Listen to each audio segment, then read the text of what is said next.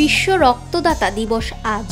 প্রতি বছর 14 জুন এই দিবসটি পালিত হয়। দিবসটির মূল উদ্দেশ্য হল গোটা বিশ্বের মানুষকে রক্তদানের বিষয়ে সচেতন করে তোলা, উদ্বুদ্ধ করা, মানুষের মধ্যে সংহতি ও সামাজিক সম্প্রীতি বৃদ্ধিতে রক্তদানের গুরুত্ব প্রচার, রক্তদানের ক্ষেত্রে অমূলক ভয় দূর করা, নতুন রক্তদাতা তৈরি করা এবং নিরাপদ রক্ত ব্যবহারে উৎসাহিত করা।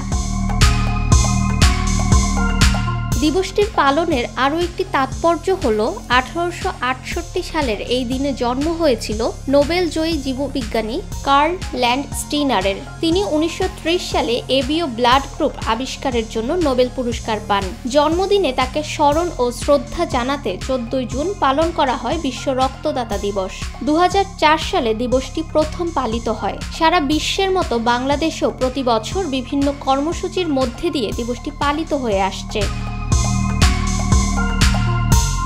রক্তদান কেবল অন্যের জন্য নয়, নিজের জন্য উপকারী। গবেষণা বলছে, নিয়মিত রক্তদানে শরীরের নতুন রক্তকণিকা তৈরির সক্ষমতা বাড়ে, অস্থিমজ্জা সক্রিয় হয়, রক্তের প্রবাহ ভালো থাকে, এতে হৃদরোগের ঝুঁকি কমে, এমনকি রক্তদানে মানসিক প্রশান্তিও বাড়ে। ফাহমিদা বিনতে আনোয়ার, নিরপেক্ষ নিউজ ডেস্ক।